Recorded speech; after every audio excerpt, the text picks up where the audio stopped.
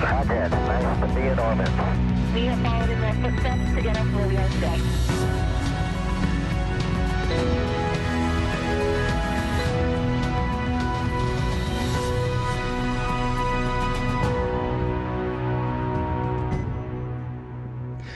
Good morning and welcome to NASA's Johnson Space Center in Houston, Texas. I'm Joseph Zakshevsky with NASA Communications, and this morning we're here to discuss the next crew rotational mission to the International Space Station, Crew-11. We have leaders from NASA, SpaceX, and JAXA to join today's discussion, and we'll start with opening remarks and then open up the room to the phone bridge to answer questions.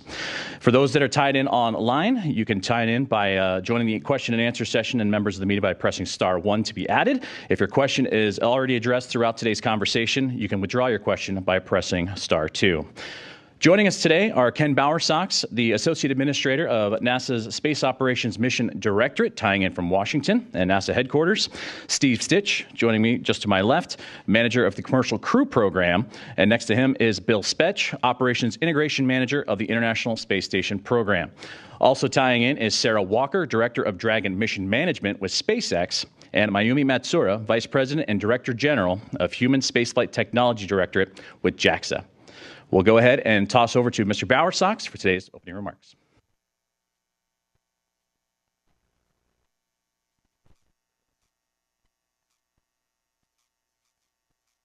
Today, we really appreciate the interest that you show in our low Earth orbit missions, the exciting science that we do, the research that we do there that helps prepare us to move out to the moon and onto Mars. We've got a great crew on this mission. All of our crews are great, but I think this one's especially notable. We've got two rookies, Zina Cardman and Oleg Platonov, and then we've also got two folks who've flown before, Camilla Yui and Mike Fink. They'll be heading up to station here pretty soon. It's hard to believe we've had crews up there for over 25 years now, or close to 25 years. The station's been up there over 25 years. In October, we'll hit 25 years for continuous human presence on orbit. That's going to be a huge milestone, a great testament to the work of our commercial partners, our international partners, and the whole NASA team. The Crew-11 crew will join the 73 crew on orbit. AX-4's up there with them now. They'll be coming home soon. That opens up some space for Crew-11. And then after Crew-11's been there a little while, has some handover time, the Crew-10 will come home and we'll get to welcome them back here on Earth. As we're doing all this work, it's incredibly busy. It's an incredibly busy time for NASA. It's impressive to watch our team and how they focus on flying these missions safely. I know we can count on them to do their job, and that we'll get to see our crews here on orbit pretty soon doing their part to conduct research and prepare us for the next phase of exploration. And now I want to turn it over to Steve Stitch, our Commercial Crew Program Manager. Thanks, Ken, and thank you all for being here today, and thank you for your interest in human spaceflight and the Commercial Crew Program. You know, it is kind of hard to believe the launch of Crew-11 is just around the corner. It's about 3 weeks away. We're currently targeting no earlier than July 31st for the launch of Crew-11 off of Pad 39A at the Kennedy Space Center. So again, 3 weeks from today. That launch time would be about 12:09 p.m. Eastern, so it's a nice daytime launch, just a little after lunchtime. Docking would set us up. It's a longer transit time. This is a 39-hour launch to dock, so we would dock about 3 a.m. Eastern on August the 2nd. We'll watch that time closely. We have a limit of about 40 hours or so of ability to sustain the crew on the way to station when we protect all the consumables for contingencies. So we'll watch that really carefully. There's some station reboosts coming up, and if we trip over that limit, we would go to the backup day 1 day later on August 1st. We have a good series of launch opportunities in the July-August timeframe. We'll have backups on August the 1st, the 2nd, and the 3rd. And then we would have to stand down on August the 4th. That's a long phasing. Then we would get another sequence of 3 days after that. So we have a good sequence of launch opportunities coming up. Of course, we're working with the station program, watching the Axiom 4 mission, carefully. Obviously, we need to undock that mission. I think the current targeted time is to undock around the 14th of July after the high beta period. It's a busy time frame. This mission, we originally were planning this mission, Crew-11, to fly in the August time frame, mid-August. We've accelerated that. If you just look holistically at the manifest for this year, Commercial Crew Program has accelerated this mission by a couple of weeks to allow a critical reboost flight to occur on CRS-33, and I know Bill will talk more about that. So Commercial Crew is trying to do whatever we can to optimize the station manifest. We're very excited to fly our Dragon Endeavor for the 6th time, and we've been working on that certification as well. So this is the same vehicle that we flew 5 years ago, Bob and Doug on Demo 2, and it's really interesting to believe that it's now on its 6th flight. I was able to talk to the crew last week. Zena, Mike, Kimmy, and Oleg, they're very excited. They're prepared for this mission. They got in the Dragon spacecraft last week and put it through its paces right before the July 4th holiday. So they're ready to go. Their suits are in good shape. All the interfaces with Dragon are in good shape.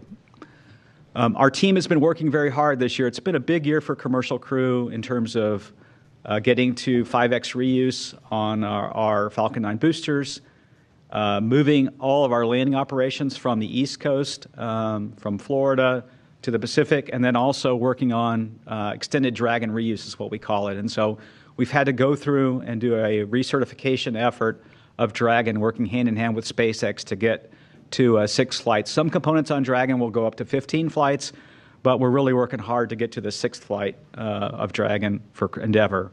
Tremendous amount of work. We've looked at over 360 different design units is what we call them. And we're working through that right now. We have a little bit more work to complete, but it looks like that work should close out in time for the launch date. And of course, if we need more time, we can adjust the launch date. Sarah will talk more about Dragon Endeavor. It's doing well. All the components are installed on Dragon. Again, the crew did the test drive last week.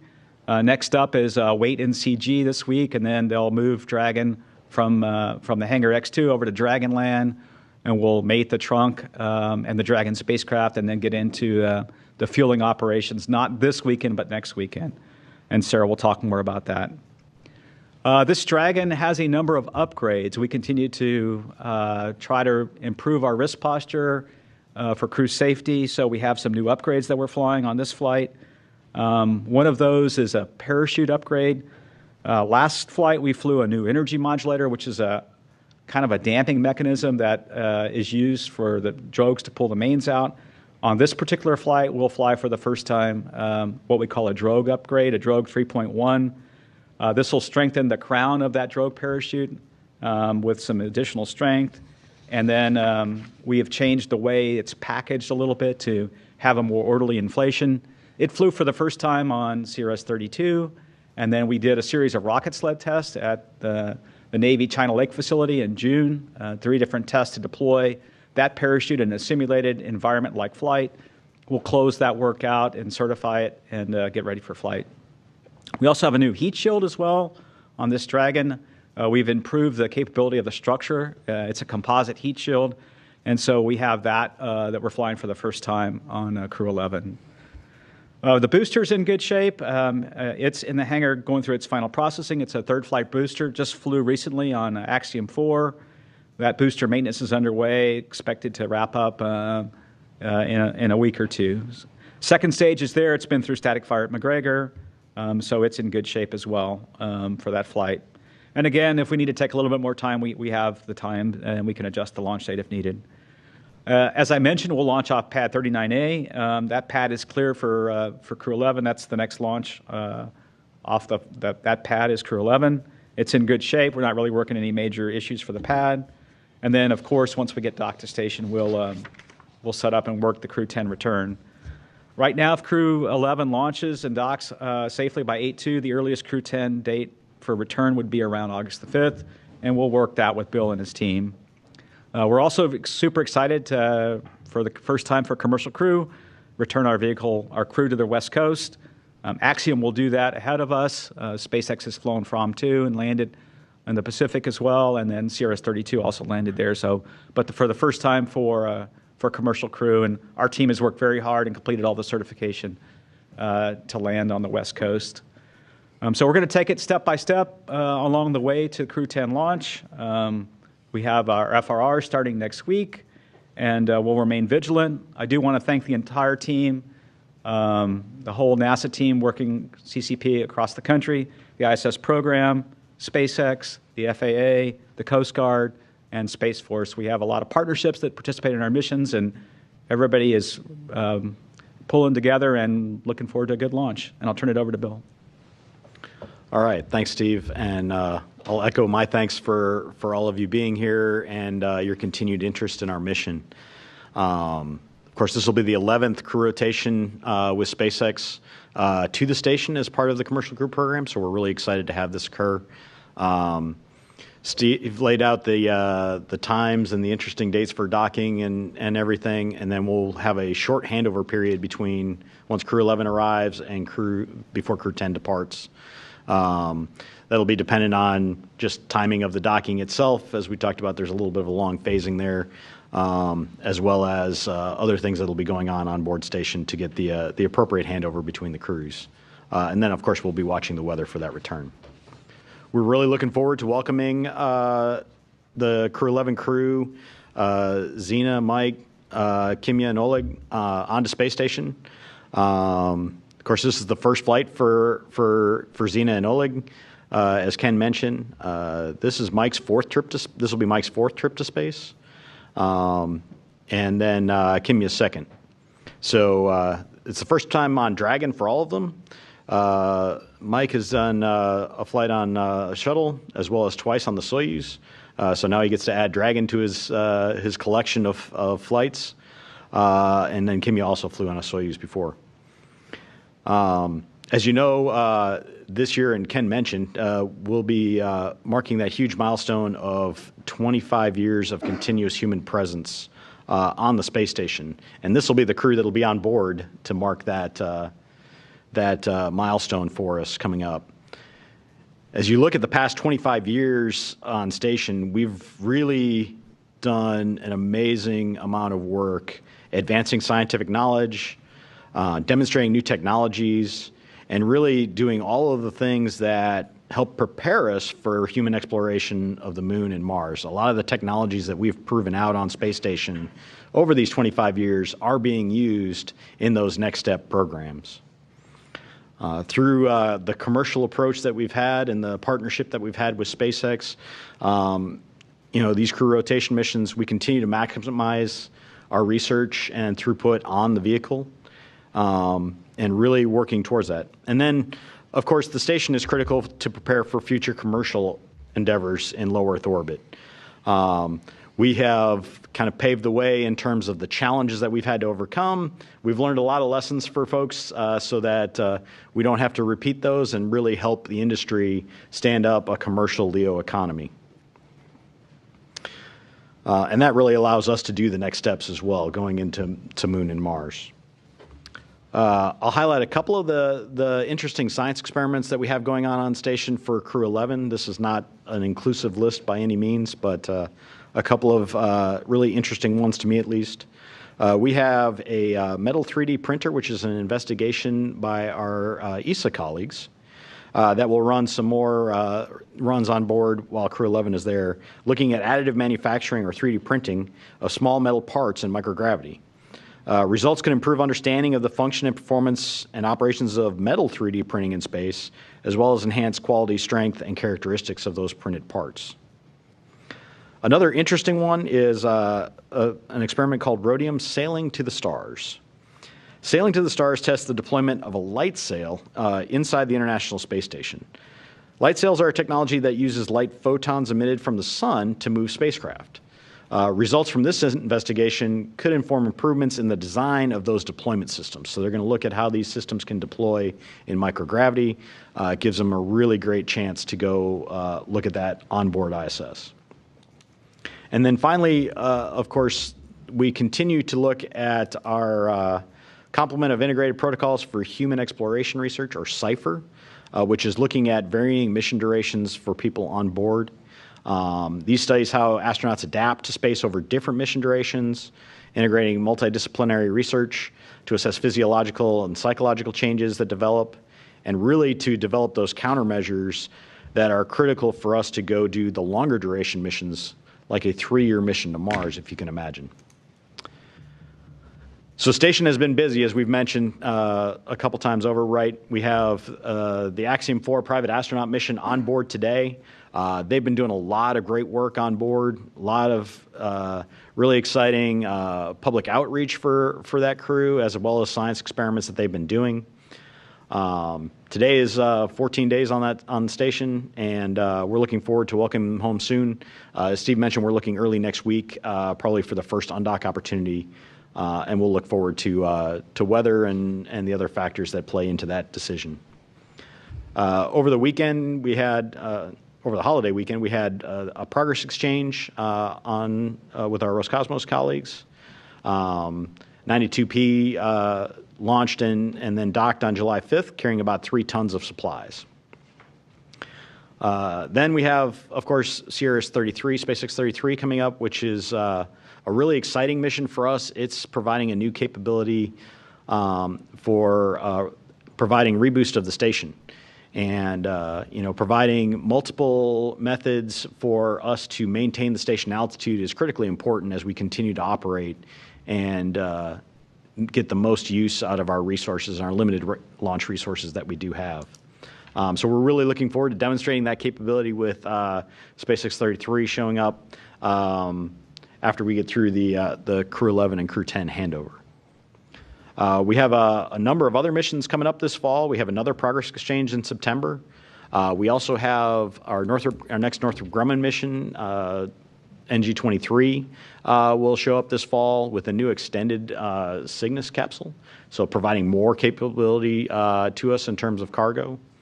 As well as, and our JAXA colleagues will mention more about it, the first flight of the new HTV-X transportation vehicle, which is a completely new vehicle in our arsenal to resupply the station that has been under development from our Japanese colleagues.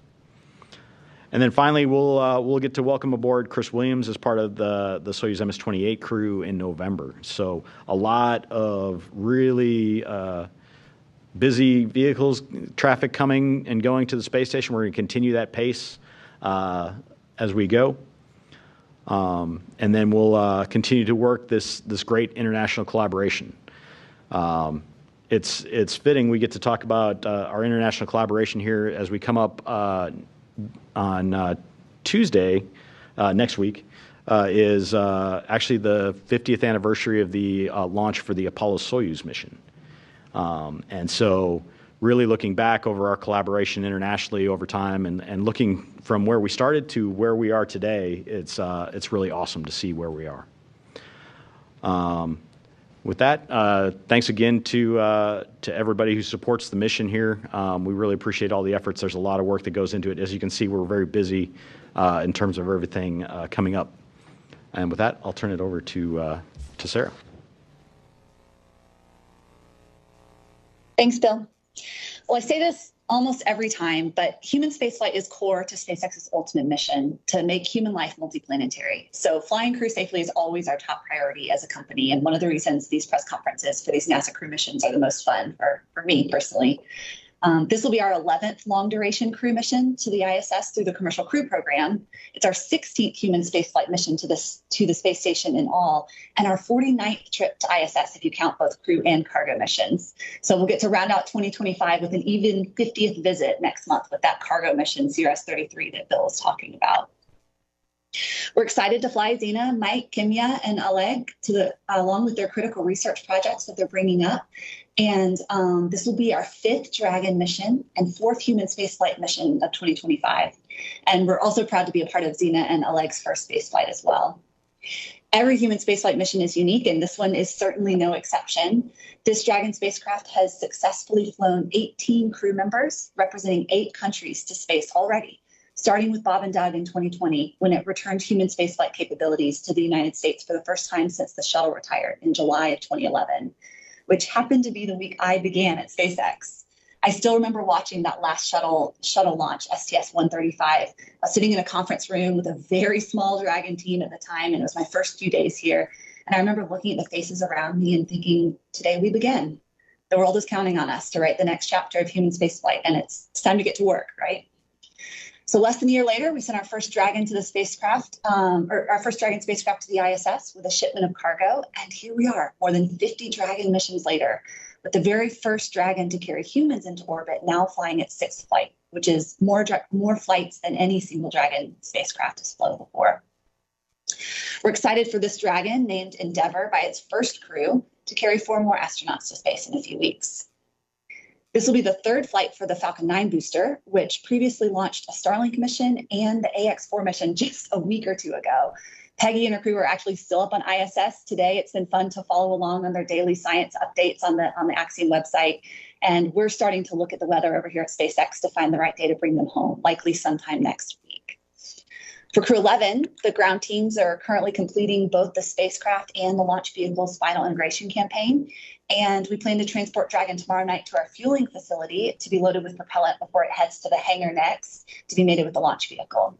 So Steve already mentioned that we're currently targeting July 31st at 16:09 UTC, that's around noon Eastern time, as the first possible launch opportunity. But you've been walking with us long enough to know that, as always, NASA and SpaceX work closely to ensure that all teams and hardware are ready to fly. So we still have multiple reviews and tests ahead of us prior to launch, and each one of those gives us an opportunity to step back, to talk to each other, to review the data, listen to the hardware, and mitigate any risks for a safe flight. So I want to extend a huge thank you to everyone involved, NASA, JAXA, Roscosmos, and the 45th for your partnership as we prepare once again for a mission together. And go Crew-11. And next, we'd like to welcome Mayumi Matsura, Vice President and Director General of Human Spaceflight Technology Directorate with JAXA. Hello, everybody. I'm Mayumi Matsura, Vice President for Human Spaceflight and Exploration in JAXA. Thank you for having me today. And first, on behalf of JAXA, I'd like to sincerely thank NASA's leadership, space expert, and all members who are working so hard on Crew-11 mission preparation and continuing ISS operations. I'm going to tell you about a Crew-11 mission from JAXA's standpoint. JAXA astronaut Kimiya Yui is part of Crew-11 members. This is his second mission since 2015. The first highlight we will see during the mission is the reunion of the 2 JAXA astronauts on the ISS. Takuya Onishi, one of Crew-10 members, and now he is the ISS commander, is waiting for Kimiya and Crew-11 arrival. And this nice happening is not the first time for Japan. However, it's still a rare case and a great honor. I believe that this is a result of Japan's continued contribution to human activity on ISS, which marks its 50th anniversary this year. Unfortunately, this fun period won't last long, but those gentlemen are both talented, so they must entertain us with something somehow. And their presence will surely give courage to children all over Japan who dream of space. And the second highlight will be HTV-X1, as Bill mentioned. HTV is a new cargo transfer vehicle JAXA developed, which is the successor to the previous Conatory vehicle. We had 9 Conatory missions through 2009 to 2020, and all the missions were successful. We will launch the first HTV-X from Tanegashima, Japan. Once the vehicle reaches the point very close to the ISS, It will stop there till we be captured by Canadarm2. This is one of the important moments to the mission. The robotic arm is operated by an onboard crew, and we are hoping the crew will be Kimia. If it happens, that will be the second captured operation for Kimia. The previous one was Konotori number 5. Of course, it was successful, so I believe we will see that great moment again. And we are proud to be able to supply important cargo to the ISS with this HTVX again. There are many other important tasks ahead that Kimia will be involved in. For instance, the science experiment to clarify the effect of the space environment on plant cell division, or technology demonstration to confirm the device for CO2 removal, which is developed to support future space exploration abroad. Also, we are going to conduct a robotic programming competition by using a drone robot in Kibo. Many young students are going to join in this event from the ground, not only in Japan, but also other countries of Asian Pacific region. Finally, we look forward to working with Kimia as well as other crew members and all IPs to accomplish those tasks and thereby continue to contribute to the success of ISS program and future space exploration. Thank you. Thank you very much, and thank you to all of our leaders joining us from NASA, SpaceX, and JAXA here today. We're going to go ahead and open up the floor to the question and answer session. Thank you very much for joining us here, those that are on site. We'll begin with those in the room as our team gets set up. If you do have a question here in the room, please kindly raise your hand, and our team will make our way over to you. And also for those that are joining us online or through the phone bridge, you can use *1 to be added to the queue. If your question has been answered, you can use *2 to redact that. So we'll go ahead and start with our first question here in the room. Hi there, Miles Dorn with CBS News. For Bill or Ken, maybe, can you give us a status update on the leak in the PRK after the most recent repair work, and kind of explain what the issue was leading up to the Axiom 4 launch and why that was put on hold for a couple of weeks? And what is the current leak rate, and is there agreement with Roscosmos on the cause and the risk going forward? Thanks. A lot going on in that question to unpack, so I'll try to catch it all.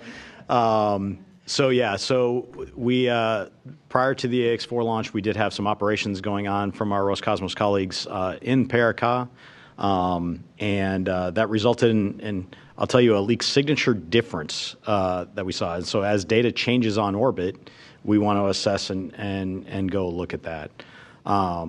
What it looked like it had done is it had stabilized the leak rate such that we didn't have a great leak rate coming out of the Paracas at that point in time. But we wanted to look at it because we actuate hatches in between the ISS and the Paracas. We wanted to make sure that we understood were there any other factors that could have played into that, which is why we had the discussions that we did and the delays we did. Roscosmos did some troubleshooting on the hatch. And then we had to go look at a couple different pressure levels in the Paracas to confirm the actual the leak across that hatch had been resolved, which it has. And then since then, the Paracas has been holding. Actually, its pressure has been very steady.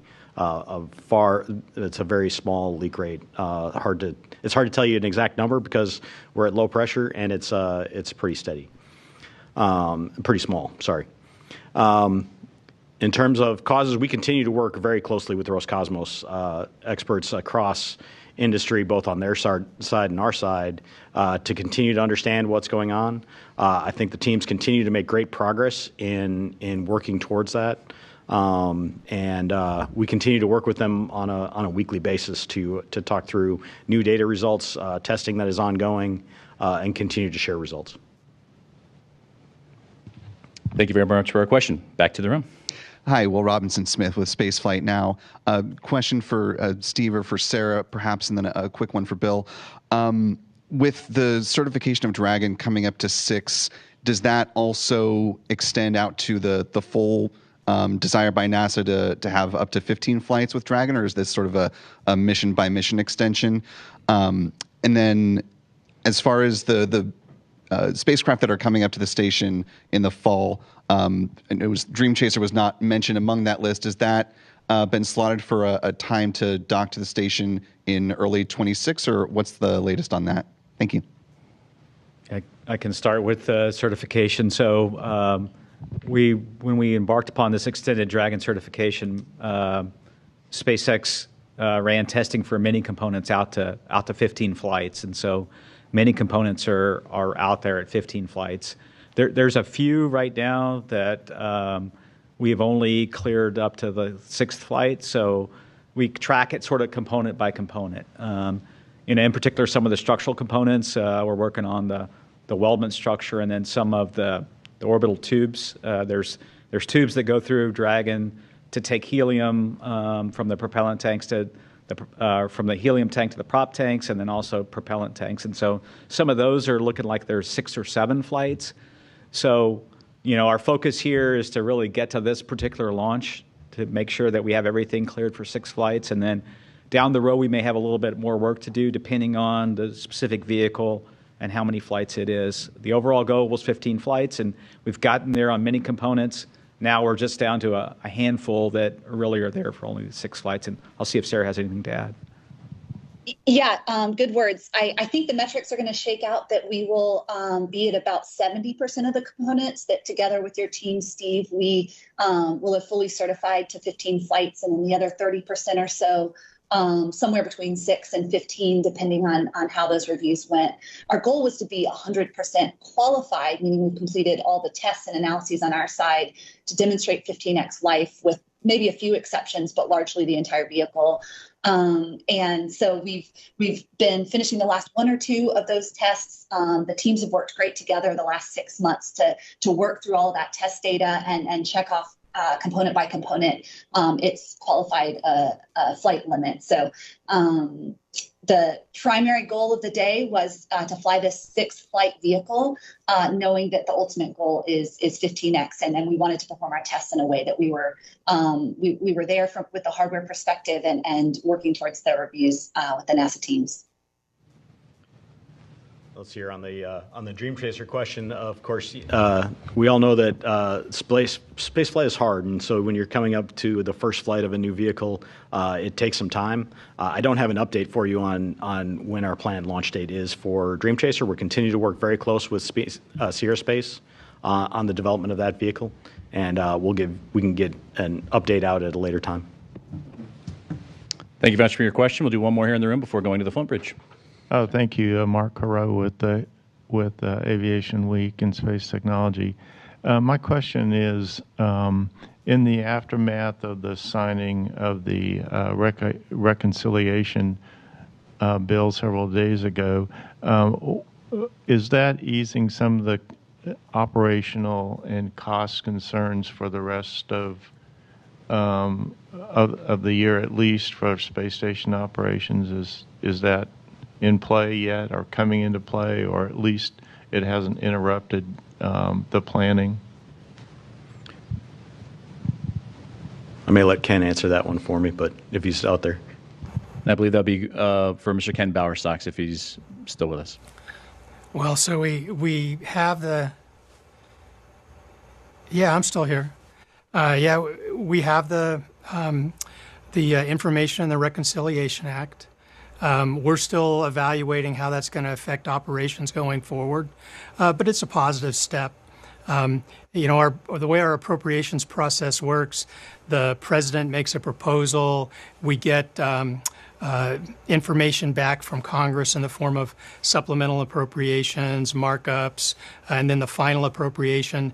But then that final appropriation bill goes over to the president, and the president signed it, and that becomes the guidance from both the president and the Congress. And we're still working through all of that to figure out how it will completely affect our programs. but it's a positive step. Thank you very much for that question. We'll turn now to our phone bridge, and we will start things off with Marcia Dunn from AP. Yes, hello. Probably for Steve, if I might. Is the Crew-11? Are you targeting a 6-month mission, or are you going to start following Russia's lead and bumping to 8-month missions to spread things out more?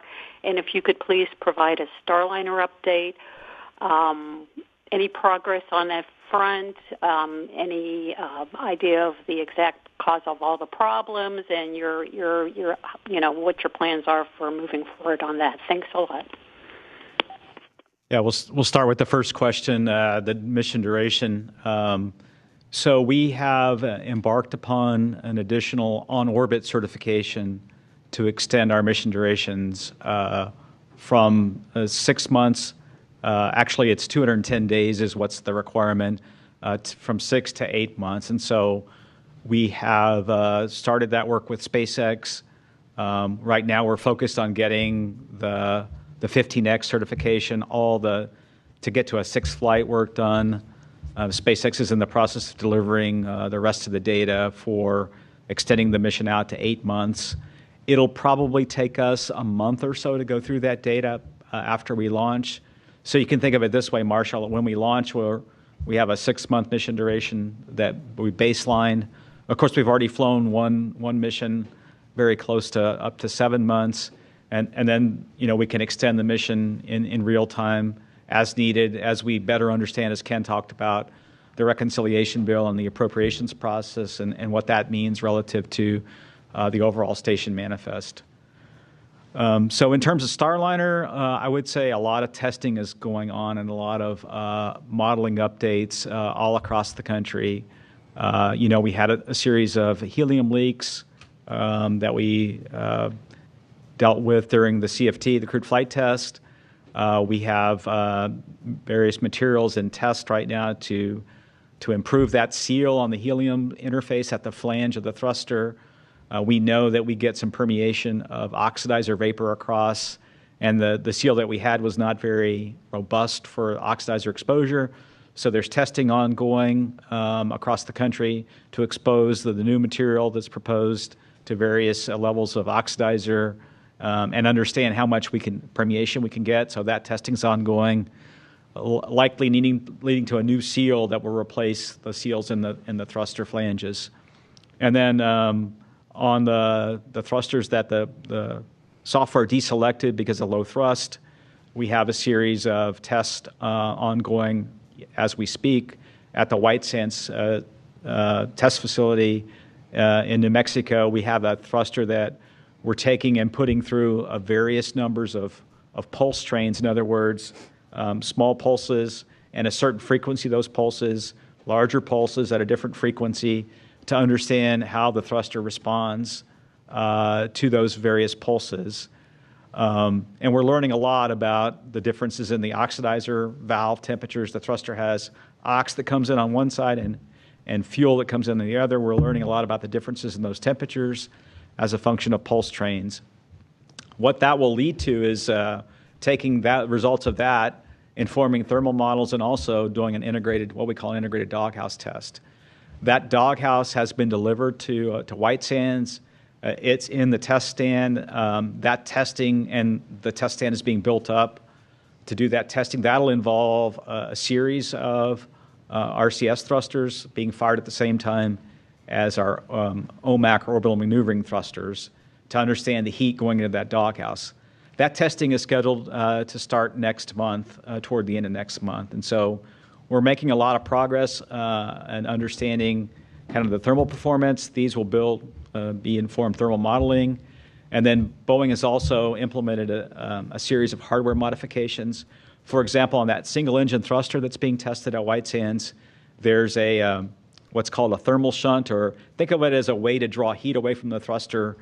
So that's showing a lot of progress compared to the original design of the thruster. And then there's some thermal barriers that will keep the heat from the OMACs from getting back up into the doghouse, and some other thermal modifications inside that doghouse. that doghouse is instrumented with temperature sensors throughout the doghouse, and so when we get into that testing, we can better inform our models. We really are working toward a flight as soon as early next year for Starliner, and then ultimately our goal is to get into crew rotation flights with Starliner, and those would start no earlier than the second rotation slot at the end of next year. Thank you very much for your question. We'll go back to the phone bridge. Chris Davenport with the Washington Post. Yeah, hi. Thanks very much. I guess for Steve Stitch and Sox, it's a bit of a, I think it's fair to say, tumultuous time at NASA. You have your second interim administrator this year. The DRPs mean hundreds of people, maybe leaving the agency or wondering what to do and what the future holds for them. And I just wonder, given all that, how do you stay focused on the mission? And what do you tell your teams about fending off distractions and remaining just sort of focused on safety and flying safely and thinking about the crew? Thanks.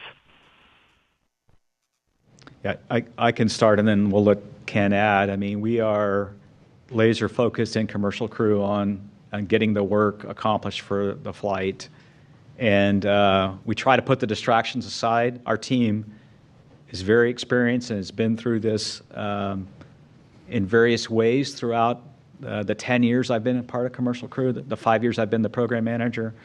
So we just really, it's kind of like preparing for a sports event. If you're a football player or a baseball player, you kind of have to block out what's out there beyond your control and then focus on what you can control and what our team can control. And our team is incredibly professional, incredibly dedicated. What they can control is getting through the certification work that they have in front of them. And we watch that. We track them every week, week to week.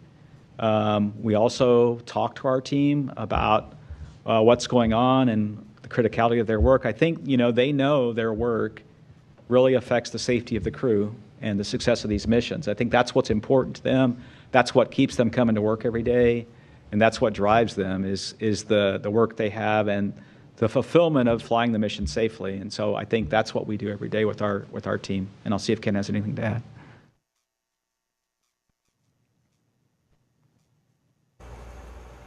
Yeah, I'll just echo what Steve said.